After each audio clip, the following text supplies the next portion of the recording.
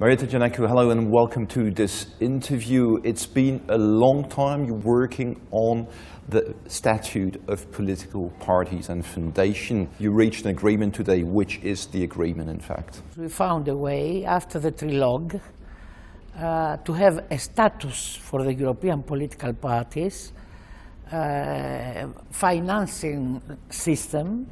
So what is clearly the difference between today and the past? Because in the past it seems that a president of a European political party, let's take the European People's Party, was not more and not less, of course, than a president of a tennis club or a golf club in Brussels. This is true. The status of the European political parties now is a status of international NGOs. They are all in Belgium. Now with the status, they can move everywhere in the Union. Second, they have a legal personality. That's the status. And naturally, if something is not regulated by this regulation, can be regulated by the national law where the party will be established.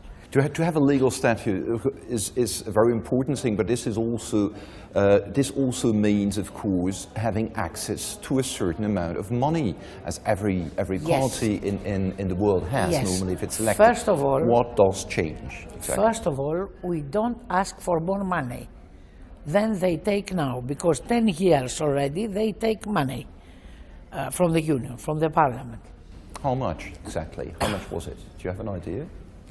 I don't know exactly, but the system states as it was. They have to have the 85% coming from the Union and the 15% from their own resources.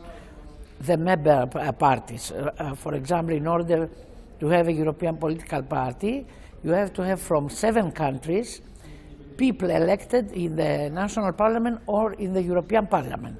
Precisely, who will really have access? If I'm a real Eurosceptic or representing a Eurosceptic party, does this mean I have the same rights as everybody? Let me tell you, when a party will be registered, and the registration will be autonomous and independent and without political interference, the registration will be automatic.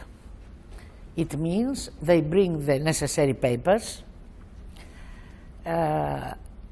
They have to have elected 1 member in the European Parliament in order to be financed, and they sign a paper that they accept the values and the principles of the European Union as they are in the treaty. Now, a very important question is who will control who? As it was before, it means the auditors and the report of the Secretary General of the Parliament. It's already a long time you worked on this report. If you now think about the last years on this report, which was the most complicated part of it, where you say this was really difficult to get through? The Council. The problem was in the Council. In the Irish presidency and after the Lithuanian presidency, in the Irish presidency, nothing was moved. Nothing. It was very negative. The procedure was very negative. Why didn't they want this? Because they had different ideas, the different countries. They are afraid, probably. Some of the countries thought that probably this will touch the national parties. You know, in many countries, there is no regulation, there is no law about the parties. Will this increase the budget in a way or another? No. This is clear. We never asked for more budget. Even for the agency, we said from the beginning, we don't want an agency because probably it needs money and we don't want more money. There's always this question about the difference between a foundation and a party, and of course many different foundations could be founded and ask for more money. What will be the precise difference, very shortly? No, only one foundation will be financed. And the foundations will have a carryover for 3 months, as the parties. So we have one political group in the European Parliament, one party outside, one foundation. That's all. MEP Giannakou, thanks a lot for this interview. Thank you. Thanks a lot.